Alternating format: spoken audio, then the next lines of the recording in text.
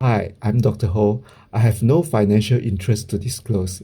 In this video, I shall show you how I found a missed intraocular foreign body and removal of the pars plana foreign body from the anterior segment. This is a 37 years old man. In April 2020, his left eye was hit by a branch from a thorny palm tree. 2 days later, the eye developed endophthalmitis. CT scan showed no intraocular foreign body. As this happened before we had in-house VR surgeon, only 1 month later did the patient had vitrectomy, lancectomy, silicone oil, and inferior peripheral iridotomy done elsewhere. Intraoperatively, no foreign body was found and there was a retina tear, which explained the oil tamponade. After the surgery, he had 3 episodes of high intraocular pressure due to pupil blocked by the oil. The inferior PI was spontaneously closed by a membrane despite repeated laser PI. I first saw him 3 months post-op. I then removed the oil.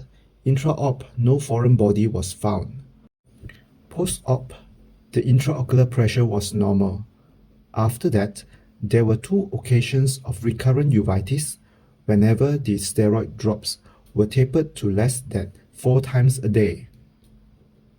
This is the anterior segment photo. The eye was inflamed and injected with cells 4+.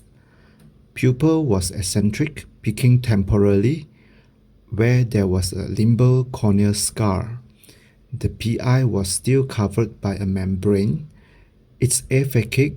I can't see any foreign body. Then I did a gonioscopy to look for any foreign body hidden in the angle.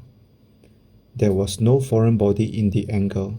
However, through the gonio lens, I found a tip of a foreign body behind the peaked pupil. It's easy to miss, as it only showed a small tip that has the same color as the iris. It's not visible without the gonio lens. MRI confirmed the finding. This is the video of the intraocular foreign body removal. The patient was given retrobulbar anesthesia. Infusion port was inserted to maintain the globe pressure as it was a vitrectomized eye. The other 2 ports were inserted as I had planned to do another round of internal search as well as peeling epiretinal membrane. I did a limbal paracentesis opposite the intraocular foreign body site. Then I used the Coogan hook to push and pull on the pupil, hoping to find the tip of the foreign body and look for any other missed foreign body. I repeated that on the other side with no luck. I injected subconjunctival lignocaine at the quadrant of the foreign body, knowing that I need a very deep scleral depression, which might make the patient uncomfortable. I had also injected viscoelastic to protect the corneal endothelium. Before I start depressing, I had reduced the infusion pressure from 25 to 20 mm mercury in order to soften the eye.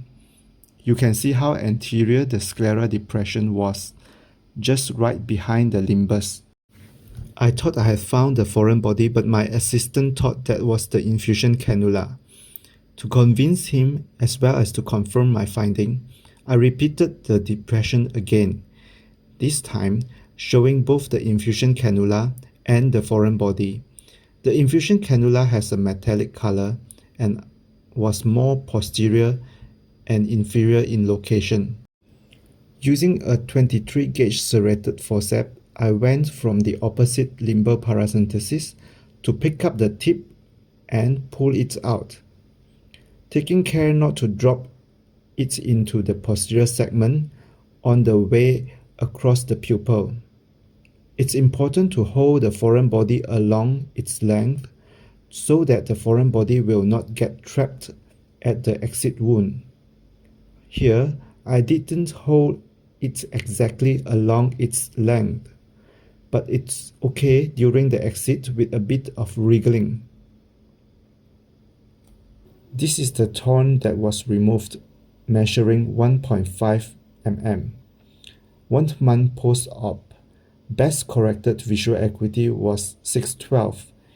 We were able to taper off the eye drops without recurring uveitis.